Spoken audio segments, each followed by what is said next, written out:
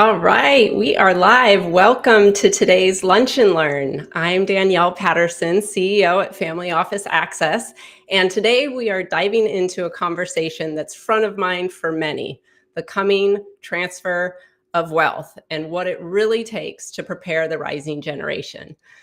With trillions set to change hands in the coming years, families are asking, are we ready? What does preparation look like in practice, and where are the blind spots?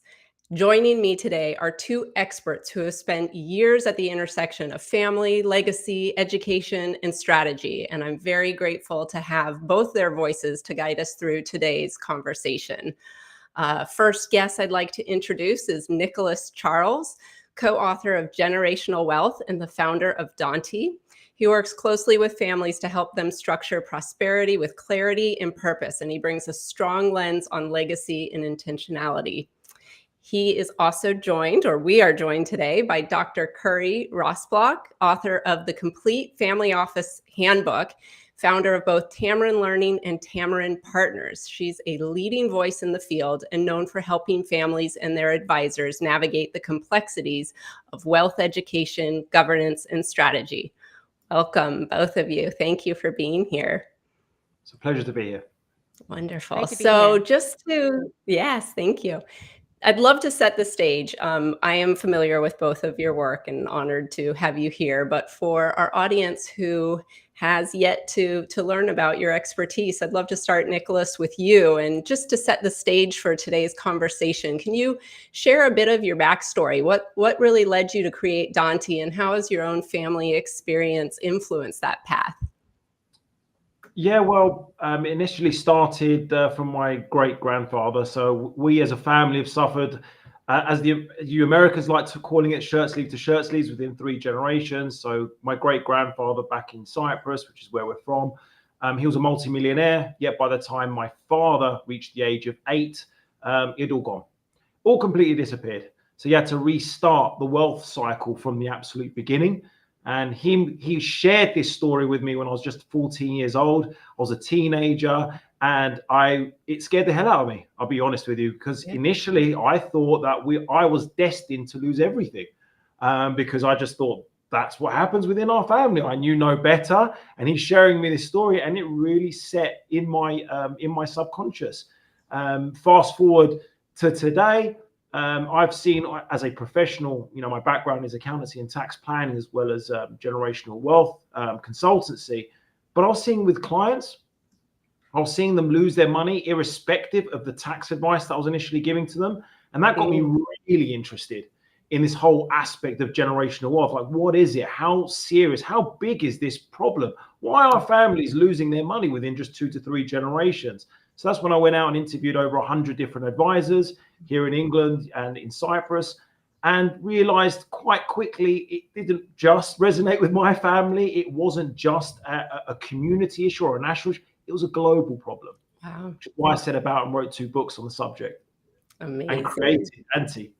Well, I love that personal, foundation that really set this in motion. And I love that you've understood it's a global issue. And thank you for sharing that. And Kirby, very excited to have your expertise here as well. And I know you've spent your career working with families and their trusted advisors. And I'd love to know, you have also authored a book, and I'd love to know the patterns that really led you to write the Complete Family Office Handbook. And then, of course, later launch Tamarind Learning. And excited to hear what led you and what patterns you saw.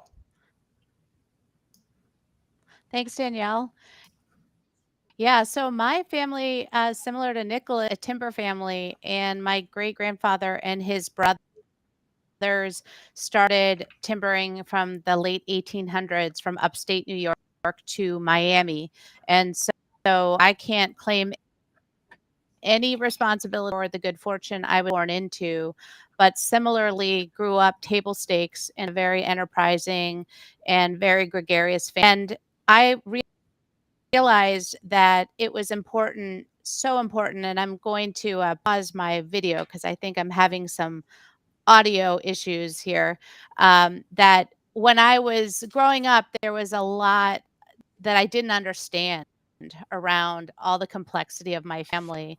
And I realized that so many family members grow up in the complexity of wealth and aren't going to necessarily be operators in their families of business or wealth. And so I actually was going out to do something completely different. And went up through the finance track, but didn't really think I was ever going to be doing something directly in my family enterprise. Um, Finance, broker dealer, and I did work in the wealth management space, but ultimately it was interesting. I got put on the board of directors one day and really felt like I wasn't prepared. I didn't really know all the things that I felt like I should know, even though I had an MBA, even though I had studied and was in the field. And so Yeah. I realized that there was a sort of different set of learning that was required as a beneficial owner than actually being an operator, and that we actually don't teach these skills, this knowledge. It's really how Tamron Learning came to be. Tamron Partners, I work with family offices, and much like Nicholas, had done a ton of research around families to write not one, but two editions of that handbook. And then Tamron Learning really emerged because I realized that we needed a whole separate curriculum to really serve families, to help them cultivate good stewards around what they Mhm. needed to know to be able to support the education needs of these affluent families and these enterprising families. Wow. I love both of you taking that lived experience and really making it your life's passion, and what tremendous help you're offering other families so they don't have to follow in those same footsteps. And I'm curious, Kirby, I know you've written now the two editions, and I believe was the last edition published in 2020. Have you seen a lot of changes, and is there already a third edition in the works? Well, it's funny you should say that. I've been asked to write a third edition, and I'm getting up the nerve probably to write another. And I think, yes, there are a lot of exciting changes on the horizon. And one big change in Delaware is the beneficial owner statute that's impacting trusts. What that really Mhm. means out there for those of you who have wealth and are passing it on to heirs is that it really empowers the trustee to put education as a mandate within the trust. And that's really powerful because now we're actually putting as stakeholders, table stakes within the trust, the need to put education front and center as part of the mandate, as part of a provision in a trust. So I think it's really, really exciting that we're now recognizing that education isn't an afterthought. It's actually part of the design of our planning when we're saying we want to pass on wealth and we actually want to prepare our rising gen and our beneficiaries to be empowered about around it, not to be left in the dark. And then all of a sudden, one day, as the executor reads the will, that they're finding out, oh my goodness, now I have to deal and have this good fortune, but they're ready. So that's just one of many great, exciting things. And I'm sure Nicholas has many great things to add. Yeah, and on the topic too of writing additional books, I know Nicholas, you're getting ready to write your publish your third book, and I'm sure it's because the sector is continuing to evolve, and that is encouraging. You most both be very excited by this shift into education and even seeing, yeah, the laws around that. Nicholas, before I move on, anything to add? No, I couldn't agree any more with what Kirby mentioned regarding education. I mean, what we've created now with Dante is it's not just about uploading the financial capital on a wealth platform. It's about providing the wisdom behind the wealth and the wisdom behind the assets as well. So that, for example, when you as a patriarch or matriarch of a family or a family office, you might have the knowledge about, say, for example, the asset portfolio that you've built, but there's Right. no point transferring that capital, that financial capital, without passing all the wealth, the wisdom behind it, the story behind the wealth. I mean, just take one very basic example. We've got a client and he purchased a car park. Now that car park today is only worth £1 million. Now, if the family members were to receive that, they just see a car park, it's worth £1 million. Yet the founder who purchased it knows that within 5 to 6 years, he's going to be able to obtain planning permission because next door there's a shopping center. And that shopping center is going to acquire the car park. Now, all of a sudden, they're sitting on 10 times the wealth. But only he knows this. Now, if he was to pass away tomorrow without transferring that wisdom to the next generation, they're just like, well, it's just the car park. Let's just sell it. We want the cash. Whereas if he was to transfer the wisdom and say, no, hold this particular asset because it's going to be worth 10 times more money because of the shopping center, because we're going to get planning permission. Now he's transferring all the wealth to the next generation. It's not about just financial capital. It's absolutely vital that if you want to retain wealth for multiple generations, you pass down the wisdom, the human and intellectual capital that forms part of the wealth that you're transferring to the next generation. Amazing. Such a great case study. Thank you for sharing that. And that definitely, I think, is the heart of our conversation, with this giant transfer of wealth on the horizon. It isn't just the financials, but there's so much that goes in emotionally and strategically in helping prepare that next gen. So really a question that I'd like to open up to both of you. When families are asking you as their trusted advisors, how do we prepare our kids for this responsibility? Where do you even start? And also, what do you think is missing from some of the more traditional methods? On a personal level, you need to have the conversation today. Generational wealth or legacy planning or estate planning, as most advisors like to call it, it's not something that you do just before you pass away. It's too late. You need to start training your children now. In fact, I've spoken to quite a few consultants who consult with family, next generation of 30 years old, and like, it's a bit too late. It's incredible. But essentially, the process starts now. It starts today. It's not something you park to one side. Take, for example, the most emotive aspect of transfer of wealth, which is succession planning of a business. Mother and father may have been involved in that business for 30, 40, 50 years. They will be emotionally attached to that business, especially if they grew it as a startup to where it may be today. Just because you're emotionally attached does not mean the next generation is emotionally attached. Does not mean that they want to take over. And by all means, don't push them to take over, because you're literally forcing your values onto the next generation. That's a recipe for absolute disaster. So ask them. I don't know what there's like this fear element of we can't talk about the wealth because XYZ might happen. Like, no, not at all. I mean, have the conversation, be adults about it, and bring the children in, and listen. For goodness sake, park your ego to one side. Yes, you are the expert, and yes, you might have grown a business, and yes, you're uber successful, but listen to the next generation, because they will be a vital element to your legacy. Your legacy is next generation. Your legacy is not the houses and the business that you're going to leave behind. It's your children and your grandchildren.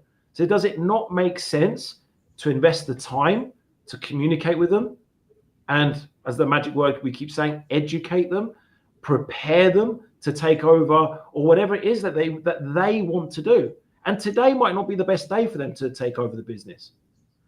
But if you allow them to follow their own path of happiness, they might come back in 2, 3, 4, 5 years' time at a much better level, more educated, more trained, with great experience. And they might be the best person now to take over the business. Who knows? But it all starts with a conversation. Please do not leave it until it's too late. Do not wait for a disaster to happen to then run around trying to solve the problem. Yeah. Do you have something to add to that, Kirby? I know it's like when there's a disaster, that's the last thing you're thinking of and have time for it. You've got to be proactive. I was just going to add a couple of stories. I'm thinking of 2 different Tamron Learning clients. One where, the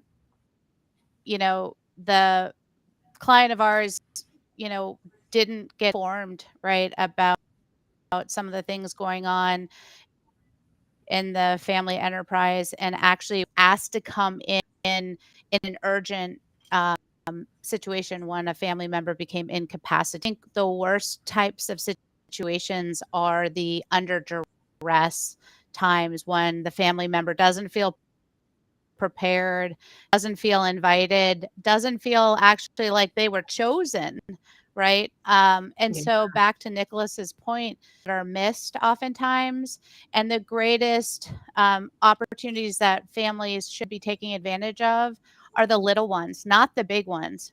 Forget about the big reveal. Advisors focus too much Right. on these huge meetings about, like, we're going to have the big reveal about the estate plan. We're going to have the big reveal about, like, the net worth statement and the big, time about going through the business. We shouldn't have so much emphasis on one conversation. We should actually be having Yeah. much smaller conversations that are very much repeated and desensitize our family members about the significance of what they're born into, so that they Yeah. learn from a very young age that they know that privacy is paramount, that they know that Mm. they are not different or special from anyone else on the street. They just have a different fact pattern, that they know that they have big shoes to fill, not because they're special or any better than anyone else, but just they have a much more complicated life that requires them to know a lot more.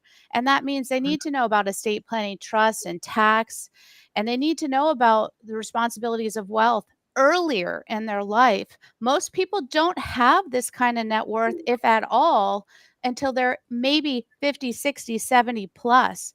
But many of these people are being born into situations super early on. So this is why these conversations have to start earlier, and they have to start in age appropriate kinds of ways that desensitize, that do Yeah. not elevate them into these, like, you are awesome, you are important, you are so cool. Rather, these are important things for you to know, so you don't go share this on social media, so that you don't name drop who you went on vacation with, or that you went on a private plane, or that you did anything really exclusive. Because at the end of the day, you are trying to normalize your child so they figure out who they are, not you. Because everybody knows maybe who your family is. And that's a big part of this learning curve, right? And Yeah. so there's the social emotional piece of this, which we talk a lot about. And then there's this foundational piece of the technical, which really Tamron Learning does a lot about. And so we Yeah. have to work with both sides, the EQ and the IQ, to bring I family love that. members up to a level. Yeah. Yeah. I mean, it's so complex. There's so many dynamics. No two family offices are alike. So I'm sure you're really catering and customizing. And from both of you, what really resonates is just the power of communication. And how do you get involved and help facilitate that communication? And are there strategies that can help a family? Because, yeah, sometimes wealth can be a stigma, but you've got to normalize it. You need to address it. And yeah, I'd be curious to hear from both of you in terms of helping a family that's maybe not very great at communicating. Are there tactics or ways that you can help facilitate that? Yeah, I mean, it all starts for us. It starts with doing a 10-pillar assessment with each and every family, so they appreciate the problem. So a lot of families brush a lot of these things under the carpet. Oh, we're fine, everything's perfect today, and it'll always be great. No, not necessarily. Now that things are okay, and you haven't ended up in court, and you're not litigating against each other, now's the perfect time to have those light conversations, as Kirby rightly mentioned, and we go through. So a whole series of questions that a lot of families don't appreciate or understand, because we don't come in as lawyers or as tax accountants or trustees or fiduciaries. We're not there to ask the real complex, convoluted questions. We take a step back and say, actually, you're human beings. And as human beings, you're the guys who are either going to make it or break it. And you need to understand and appreciate what it takes to become a human being, and what it will take for your next generation to become good stewards or good beneficiaries, as we like to say and like to term. And then that's where we lead clients onto the Dante platform to enable them to have everything all in one place, because that facilitates better conversations. Because there's no point guessing. I've seen so many families guess what they think they're worth, or what they may be worth, or they thought that they owned that building across the road, when actually it was sold like 3-4 years ago, but no one told them about it. And it's like, wow, just take a breath, understand where you are. Let's have and take a look at the bigger picture, and then ask the question, and allow the next generation to be inquisitive. Allow the next generation, give them a place of safety where they can ask questions.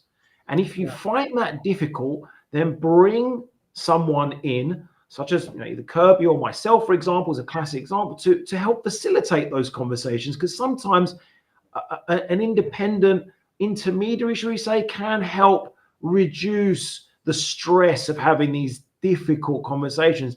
And and after they are involved in having these conversations, they soon realize it's actually not that hard, because you're creating perceptions in your mind that are just not real. But the worst thing you can do is let these things build over time. Exactly. It's like a bomb that's going to explode at some stage in the future. Talk about it now. It's much easier, especially when things are going well, especially if your children are young. Let them know where they're from. Let them understand, appreciate where the money came from. Let them understand the stories behind the wealth, and let them follow their own path to happiness. That's so important, that you give them the freedom, that just because mother or father's is super amazing entrepreneur, you shouldn't apply that pressure on the next generation, because they might not want to be entrepreneurs. They might want to follow a completely different path. They might want to go into sports, acting. They might just want a normal job. You don't know. As long as they do something that they are passionate about, that creates a purpose for them, by all means, rather than just, again, make the major mistake of just handing them a whole load of capital. Just go, here you go. You now no longer need to work because you're a multi-millionaire. Look what happens to lottery winners when they inherit, when they earn a lot of money. The majority of them will lose it within 5 to 10 years. Don't make the same mistake with your children. Value your children, and by all means, pass the wisdom, which is so important, and in terms of the wealth you're going to be transferring to the next generation. Absolutely. It's like that knowledge is power, and it's through education, through communication. And it's like you're helping empower that next generation to have a voice. And I feel there's so much psychology. I'm sure both you and Kirby probably have really great emotional intelligence and psychology skills to help navigate, these complexities. Kirby, anything to add to that? I know.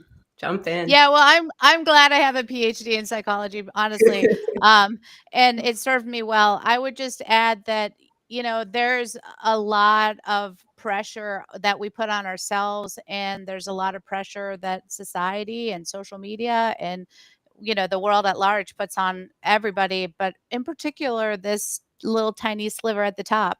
And I would just say that sometimes the best opportunity is to have these smaller, independent one-on-one conversations. I know a lot of times when working with families, just starting the engagement with the quiet, no pressure conversations. I don't call them interviews, even just conversations, just catch ups, just diffuses so much anxiety, and it allows people to speak freely and candidly about how they feel things are going on, to just unburden literally where they're coming from.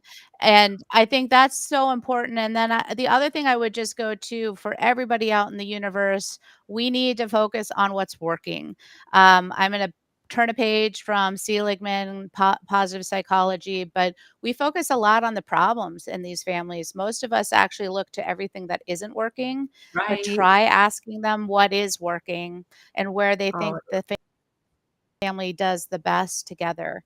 Because I will tell you, once you actually ask them what they think does really work, start to find that things work. And when we start advisors starting to pick apart all the problems and where you find the most pain and the conflict, guess what? You're actually opening up the wounds, Yeah, and you're asking the family I'm to sure. unburden these points even further. So just be cognizant that the questions that you ask are fateful, and they will actually lead you down a path for more of those problems to actually flourish. And sometimes what we need to be doing is healing those pain points by focusing on areas where we're bringing community, where we're bringing harmony, where we're seeking to pacify and build bridges. And that begins with actually saying, where do you feel good with your family? What makes you happy? What makes you want to come together? I And I love just that. bring that up because we don't do that enough as advisors. Absolutely. Yeah, I Yes, agree. Love that. powerful. Absolutely love that. I think it's not even as advised. I think as human beings, we're very tough on ourselves. Absolutely. We're bombarded by social media that we have to be this person. We have to be brilliant. We have to be beautiful. We have to be smart. We have to be super popular. We need loads and loads of likes. Like, well, we'll take a step back. You know, you are good. Give Yeah. yourself a pat on the back. And I see it from my own children. They're so tough on themselves. I'm like, you're a lot better than what, you know. Please give yourself some credit. Take a step back and say well done to yourself in terms of, you know, what you've achieved in your short life. Stop being so tough on yourself. All guilty of it. I mean, Yeah. I've seen, you know, we are all guilty. We were super, super tough on ourselves. We don't take the time to say, actually, I'm doing quite well. I am successful. I Yeah. am happy. And like Kirby mentioned, focus on what makes you happy as well. Not just talk about problem, because Yeah.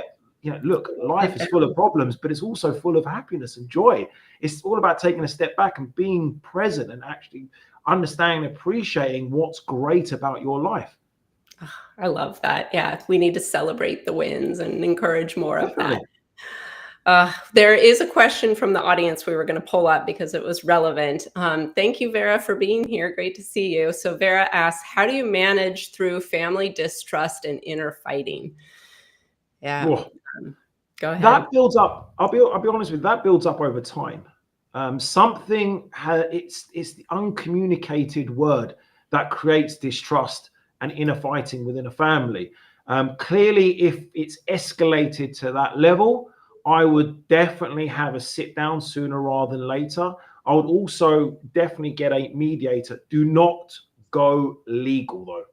Do Mhm. not bring a lawyer to these conversations, because instantly you're saying, I don't trust you. Right. That's the message that you're saying out by bringing it, and it'll destroy things. And I'm not here to hammer lawyers, sorry, Right. but at the same time, it's the message that you're portraying by bringing in a lawyer. It's like, oh, it's like almost people get defensive around lawyers. I don't know why. You instantly think, oh, I've done something wrong here. They're Yes. bringing in a lawyer into the room. Goodness me, what's going on? Bring an independent mediator. Bring someone who's got that level of experience, that is neutral, that is not tied to any single family member, and have that conversation as soon as possible, and deal with whatever it is that's causing this distrust, so that you can simmer the fire, should we say? Because if you let this escalate, and I've seen it, by the way. I mean, I literally last week I was dealing with a mediation that had blown way out of proportion, and you've got literally two siblings wanting to kill each other, and I'm trying my best to simmer it, but it's just too gone down the line. It's too far down the line, to the extent that I'm just trying to organize a clean split Yes. before it does go to litigation, and that that will eventually happen if they don't settle their differences. But deal with it now. Yes. Simply closing your mouth, waiting for some miracle to happen in the future, not going to happen. You need to deal with it. You need to face your fears, because people don't like it. And if it's difficult for you, bring in a mediator. They are worth their weight in gold, especially someone who's experienced with dealing with family dynamics. They will massively help the situation. And it might take multiple meetings, by the way. It's depending on how big the issues are. Again, every family is completely different. So it might take multiple meetings, but at least show your family that you're putting in the effort. Mhm. And it does require effort. It does require work, and it does require buy-in from everyone. You can't force people into into such mediations. You can't force people to the dinner table to have that conversation. And if that's the case, there's only so much you can do. But at least show that you're willing to solve the matter. Great advice. Great answer. Kirby, anything you want to add? I would just make sure you know what the nature of the conflict is. Is it relational, or is it task, or is it informational? I'll give you a quick story. A trustee over the other's trust, and the one sister really resented the other sister, and she was actually ready to lawyer up because she felt like this was a complete injustice. She wanted to take her sister to task and sue her and all this good stuff. Once she got educated, she didn't understand her trust. She didn't understand the job of a trustee. She didn't actually understand what her parents had assigned her. Once she actually was educated, so the conflict was actually a misunderstanding of not understanding the role, not understanding the trust. And so I would say be very clear on what the actual conflict is about. Yeah. And then really be understanding need, because it could be a mediator. Yeah. It could be a conflict resolution at an arbitrator. There's all these different layers of specialists who can help with conflict resolution before you get to a lawyer. And so I don't know enough about that severity of the conflict, but to Nicholas's point, the lawyer is the absolute last resort, and you really don't want to go there because the only one who wins in that is the lawyer. Or the lawyers, let's say, because there's always Yeah. two It's usually lawyers, more than one. right? Yeah. Or Usually more. Yeah. Yes. So I couldn't agree more. And I just bring up this sister situation because once she was educated, she did not want to sue her sister anymore. In fact, she was bending over backwards to say, I am so sorry you got deemed the trustee. Wow. I didn't want that job. And she realized that education was missing from her worldview. If she had had more education, she would have been first to say that her sister was the right choice and that she really would have never signed up or raised her hand to say, I want that job. So Wow. a lot of times we come into conflict, not because we're really mad at each other, but because we just don't understand the other side. And that's a big Wow. part of a lot of this relational conflict, is just not understanding. Amazing that you guys are helping to bring the tools, bridge the gap, offer the education. I know there was one more question that popped up earlier that I apologize, didn't want to ignore that. I love that these are live so we can incorporate everyone into our conversation. So before I move on with my next question, Steve, thanks for throwing your question. How do you reconcile generational differences in values as it relates to philanthropic goals? Yeah, I'm sure you see. Yeah, that's great question. I can jump in on that one. Jump in. I was going to add my bit. Go jump in. I'll add my bit later.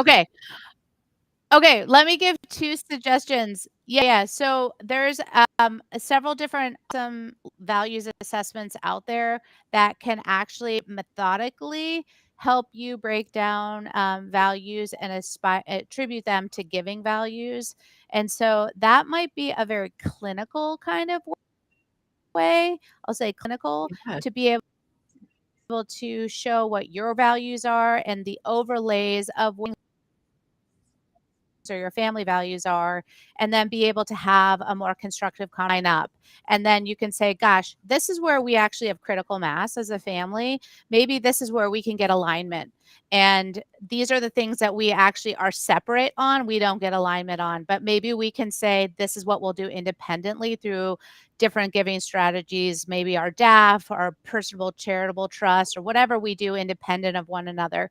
So that's one way, is I would say explore different, there's values cards, there's values assessments. Through Tamron Learning, we actually have values exercises built right into our education modules. Even through our podcast, there's some tools that you can access.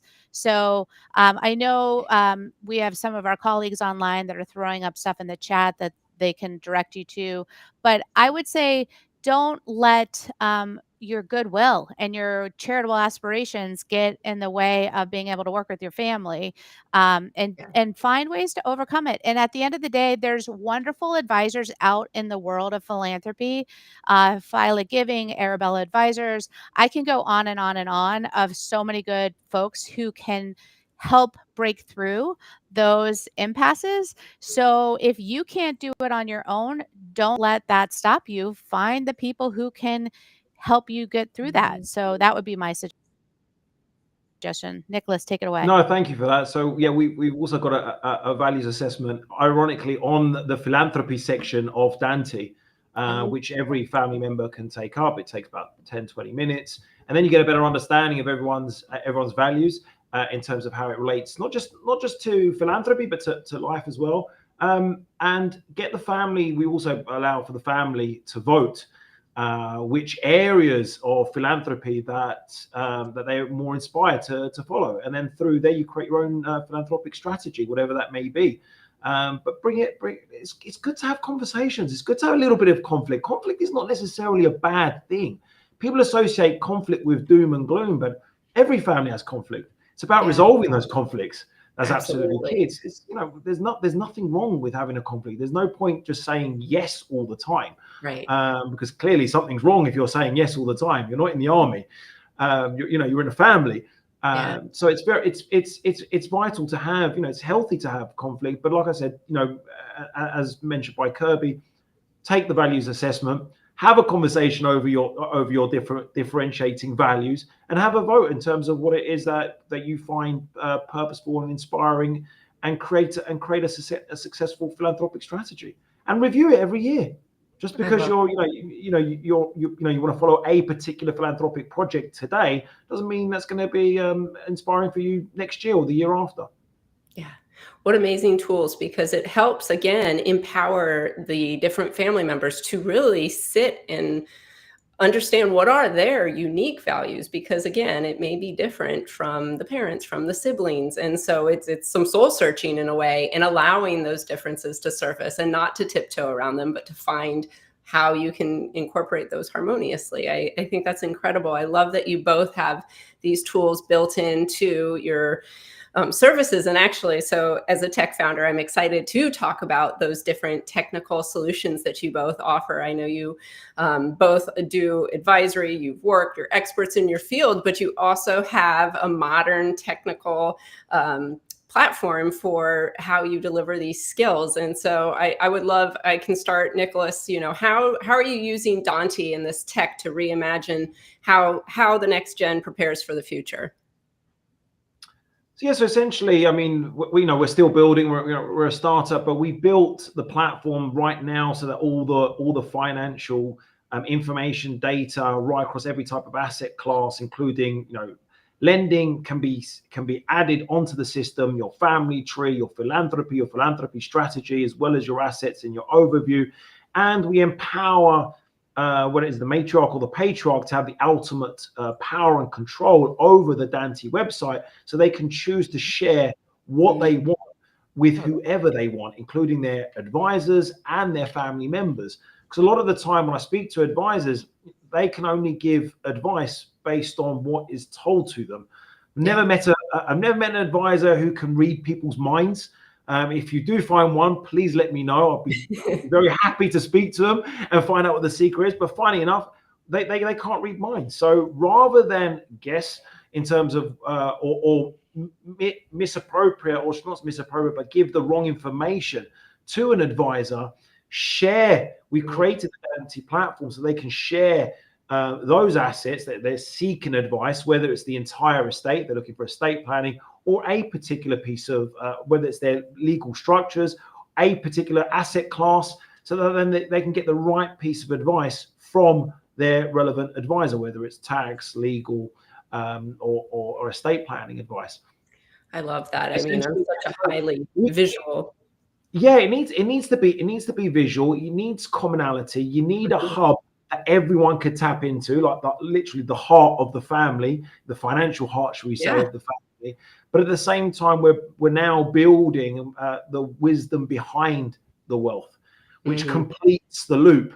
because a lot of platforms out there focus predominantly on financial capital. Sure. And that's not enough, because that's not the reason why families fail. We mentioned, we mentioned education. We call it wisdom, the wisdom behind the wealth, the wisdom behind each asset. And that's crucial to be transferred across to the next generation. So, we're building those tools now as a series of questions and interviews and videos. And what we're building up to is what is known as legacy GPT. We've all heard of chat GPT. Well, now we're creating legacy GPT, whereby we can store and save the human intellectual wealth of that particular patriarch or matriarch, the head of the family, so that is never lost over time. So that the next generation can tap into that knowledge, that experience, and that expertise whenever they like, even 50, 100 plus years from now. Amazing collaborative tool. I love that. And Kirby, can you talk to us a bit about what you've built and the tech you've incorporated into Tamarind Learning and how that's maybe helped open conversation with the next gen? Absolutely. So I think the difference with where we came from is we actually were built out of a client situation where we saw a family have a very unsafe learning environment for a blended family. And our technology was manifested and actually inspired by the fact that sitting around a boardroom table with 30 some family members were we disenfranchised and overwhelmed by the powerful and intellectuality of sort of other side of the MBAs and JD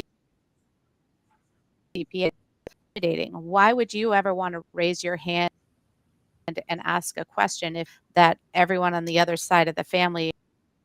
So our technology, we discreet, allow you to learn and see. You can learn in a group, but you can learn on your own anytime, anywhere. Power of what we've built is to build a superior learning management system from the COVID learning environment that we experienced, some 5 years ago. And it's interesting because we built Tamarind Learning before COVID. No COVID was happening. So we started building Tamarind Learning in 2017, 18, and then actually went live in 2020, right as COVID was actually going into lockdown. So we had no idea what we were getting.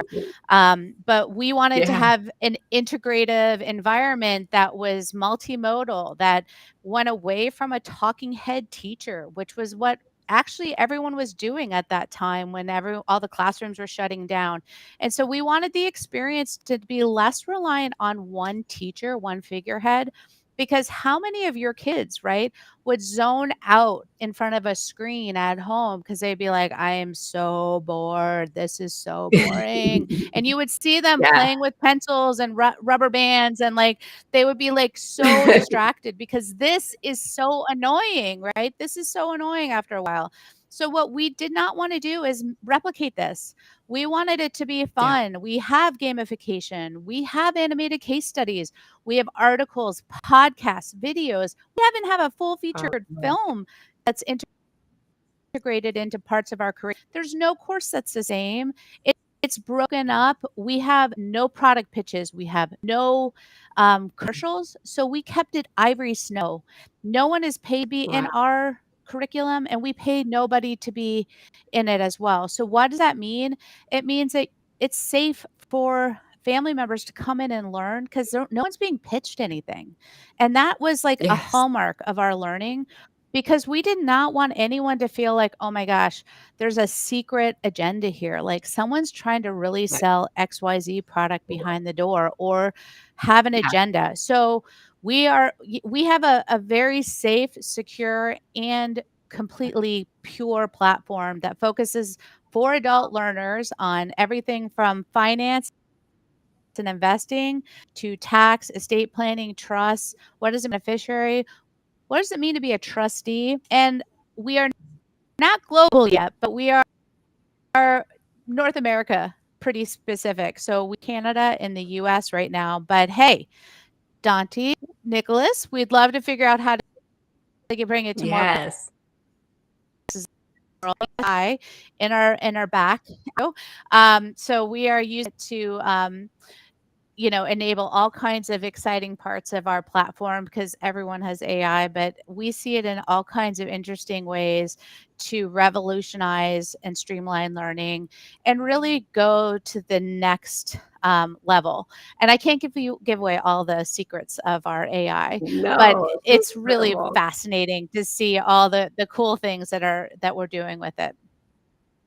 Wow. Amazing. Well, congratulations to both of you, on what you've built and these real world solutions you're creating. And yeah, I know like the second you become transactional, it just puts people on the defense. So amazing. You created such a safe space, Kirby, and brought expertise into different formats. I'm so visual. So the fact that you have, whether you want to listen, like I'm always consuming podcasts in the car or watching, because I'm very visual, but amazing. And I can't let this conversation shift without, because we're talking about tech, just mention Family Office Access. So that's the platform I've built, and it has been an evolution. It was Family Office List when I acquired it. It was a static Excel offering that just really encouraged the wrong approach to the world of family offices. No two are alike. We need context. We need to know their values, where they come from, if we want to collaborate effectively. And so it's evolved over time and leveraging technology. It's Family Office Access. And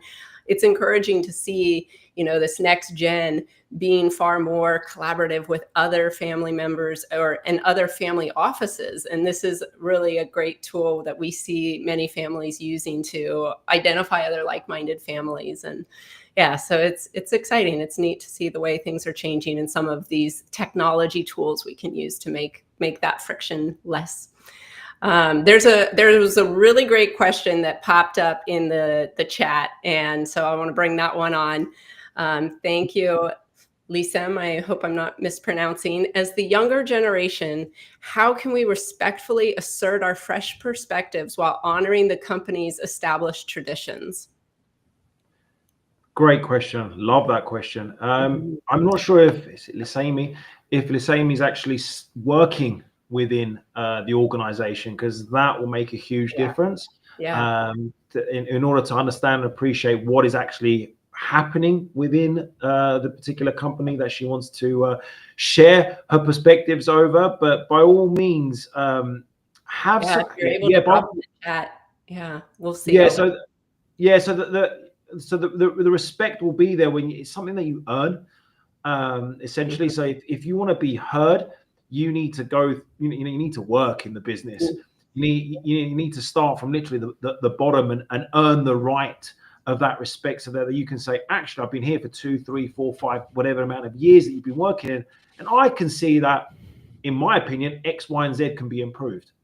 Yeah. That's essentially how you get your fresh perspectives over. And the next generation, the reason why you bring in the next generation is so that they can bring in their fresh perspectives. Just because things worked 20 years ago doesn't mean they're going to be working today. I mean, guess what? We're in an arena now where technology is moving at the speed of light. We mentioned AI, and if you don't embrace these new technologies, you are going to be dead very, very quickly. I'm not talking physically dead. I'm talking your company, your business will die out very quickly. Yeah. There's multiple examples of businesses that didn't follow the trend, that didn't follow with the times, that sat back in their old ways, and they don't exist anymore. And that's probably the perspective that you want to be putting out there in the company, that, look, we've got to modernize. You've got to keep track with the latest technology if we're going to not just survive, but thrive as a business. But yeah, I appreciate that you need to be respectful, and you need to earn that respect. You need to work in the company, understand how the business works, create that relationship with all the employees, not just the senior employees, from literally the bottom right the way to the top. And then you'll be more likely to be heard if you earn that respect by working within the organization. Yeah, I love that. I'm Our gonna last add. master. I'm gonna add. Yeah, go ahead, Kirby. Yeah, I'm going to add 2 other ideas for you. I call it credibility lending. So if you do not have the credibility or the experience, you need to understand the structure, and you need to understand who does. So you might Mhm. need to get some credibility to you and, and identify the people that have the respect, the power, and authority. And you might actually need to build your case. Think you actually have good information. You need to support that without data that validates why your suggestions, your recommendations, or your ideas are actually legitimized through other third-party research and third substantiate your claims, right? And then you're going to go look at the hierarchy and the power structure within your company, and don't necessarily go to mom, dad. Don't go to your family tree, because that's not the way to do this. But to respectfully go within the hierarchy, particularly of the non-family, and say, I would like to present to some of these ideas that I think might have relevance. I'm not sure if I'm the right person. And sometimes the best way to get Mhm. your ideas up the chain is for you not to present them. So if you can Mhm. handle not having it be your idea, you can actually sometimes work things way up the chain by actually handing them off to other people who actually have the power and influence and the right position. And guess what else you do when you do this? You actually build tremendous respect by the non-family employees who now say, wow, this is the next future family leader. You know why? Because you have now just shown that give up the credit, the getting the cred for this big idea by giving it to the person who's in the right place and authority to get it done. So just Yeah. think about this, because sometimes the best thing you can do is do what's right for the company, not what's right for you.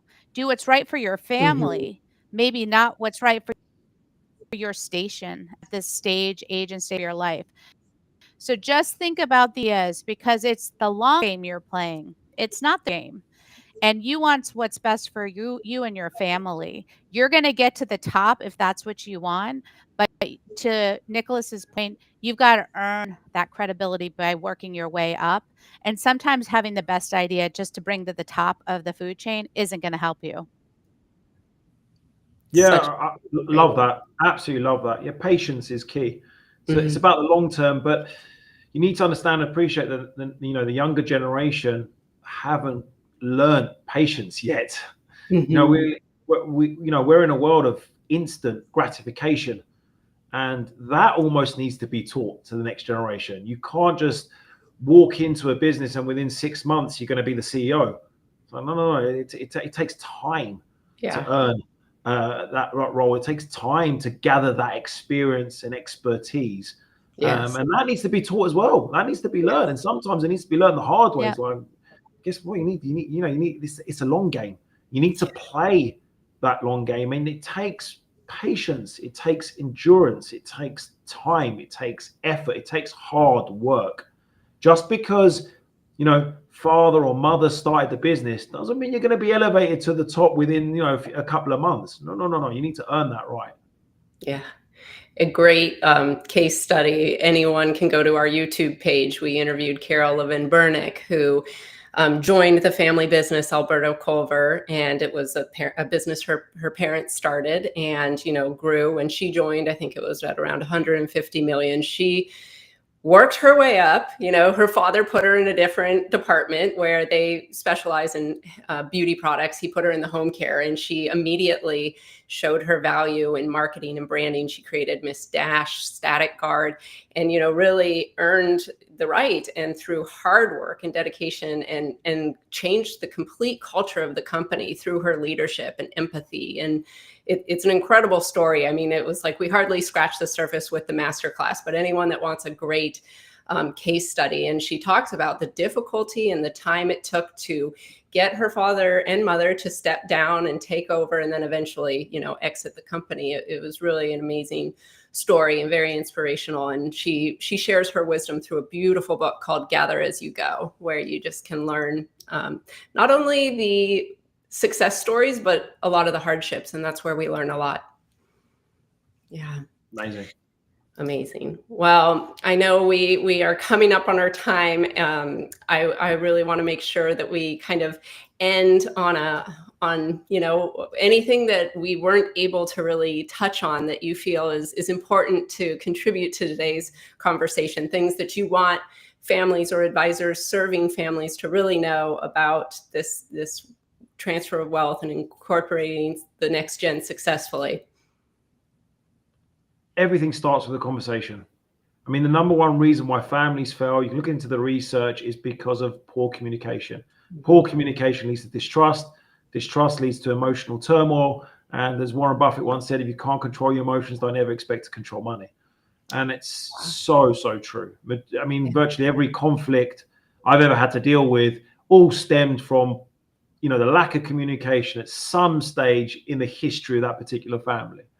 And it could be something as simple as failing to communicate the fact that you love your children. But don't take that for granted. That's a big thing. Children need to be reminded, and you need to spend effective time with them. It's a responsibility being a parent. It really is, and you need to put effort in. It's not just about the business. You are, if you're going to have children, take the time to invest in them. Yes, because they're your legacy, and then the grandchildren, of course, they are your legacy. They're going to take over the family name. They're going to take over, hopefully, the family business or the investments that you leave behind. Because we've got finite lives. Yes. I hate to say it, we ain't going to be here forever. Yes. It's a harsh reality of life. Legacy. Yes. So take the time and invest quality time with your children, your grandchildren. Go on those family holidays, spend that quality time with them. It makes a huge difference to their personalities. And as them, if you want them to become good beneficiaries, you want them to learn to become good human beings, well, the buck stops with you as a parent. It really does. They may not be the next entrepreneur for your business, but guess what? You really don't want them to fall by the wayside. I've never met a parent that wants their children to end up in a drug rehabilitation center, or to have issues with alcohol or gambling or even prostitution, whatever it may, but it happens. Yeah. It definitely happens. We all know about it. Avoid it, and it all happens because something was not communicated back in the day. That's what it comes down to. I support a charity called Give Connect, where they focus on 0 to 3, which are a really powerful time when the brain is evolving as a child. That's absolutely crucial that you communicate with the child from 0 to 3, because if you don't, those habits, that subconscious, will end up growing as they become adults, and they're not going to know why they act in a certain way. It all stems down to 0 to 3. In my book, I talk between 0 and 11, but the science actually between 0 and 3 that you really got to get in there. So it's vital. Have the conversations with your family. You never get that opportunity back, it goes in a flash. I'm inspired.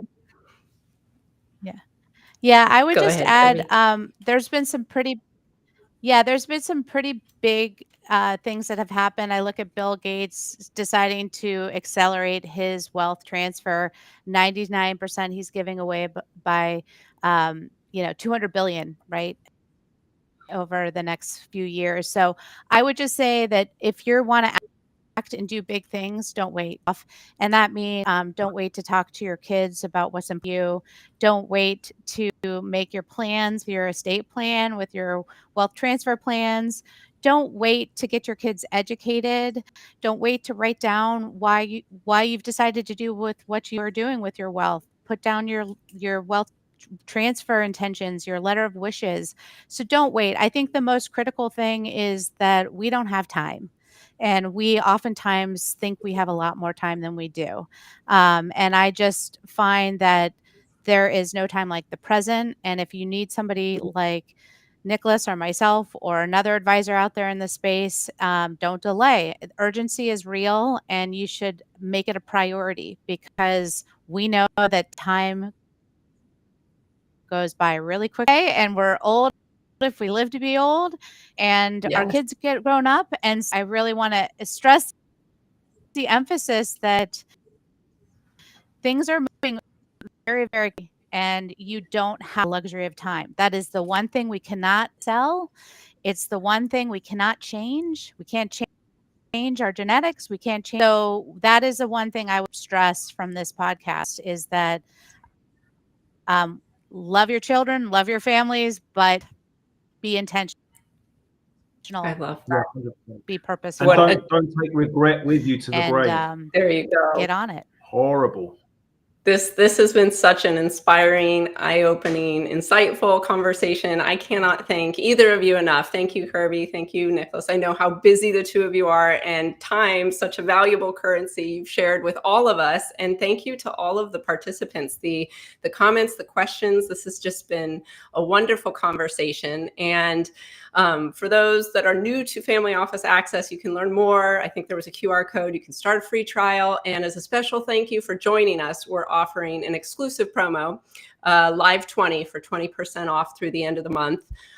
Nicholas and Kirby, I'd love to know, how can people follow your work and learn more? What is the best way? Visit us on our website, which is danti.io. That's Dante with an I, not the poet, danti.io. Everything is there. Everything's on our website, all my LinkedIn details as well. So you can again connect with me on LinkedIn. Have a look at our 10-pillar assessment. It's free. We've got a very basic one on our website. If you want the deep consultancy, but by all means reach out to me. I'd love to speak to you.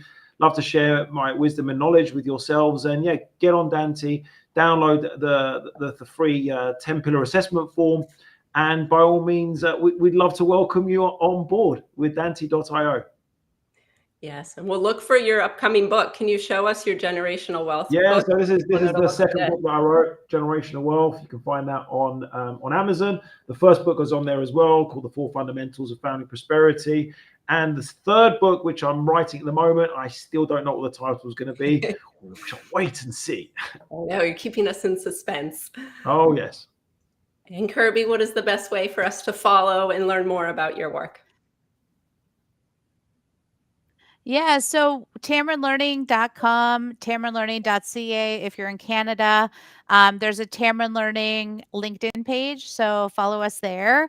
And we'd love for all of you to try a free stewardship course. We also have the ability to do a learning assessment, and we can help you craft a free learning plan, and that's no obligation. So you can try out our course and check it out and see what that's all about. We'd also love to give you a demo. My colleague, I think, has put some different podcasts in the chat as well to our assessment. And just know that don't take your credit card information or anything. So you got all of this obligation free. And it's great because we have so much free information too that you can take advantage from webinars, podcasts, newsletter, and we have just trove of information that we want you to get empowered with your Rising Gen and family members. So don't hesitate to reach out to us and just find what you can find. And then if you're ready to get actionable about getting your family learning, let us know. And if you're on you're in Dante and you're like, I connect to Tamarin Learning, talk to us. We can build an API. That's not a problem. So we love to collaborate with other platforms. We're happy to figure those things out. Yeah, so it's as easy as that, and we're white labelable as well. So if you're an MFO or an advisor and you're like, God, I want that for my family too and my clients, we can do that too. We don't disintermediate advisors as well. We want you to champion this with your clients as well. Oh, so smart. Well, this has been amazing. And thank you both. Looking forward. This will live on LinkedIn so everyone can share with colleagues who weren't able to participate, and look forward to digging into both of your work deeper after this conversation. Thank you. Superb. Thank you so much. Thank you, Danielle. This was great. Thank you.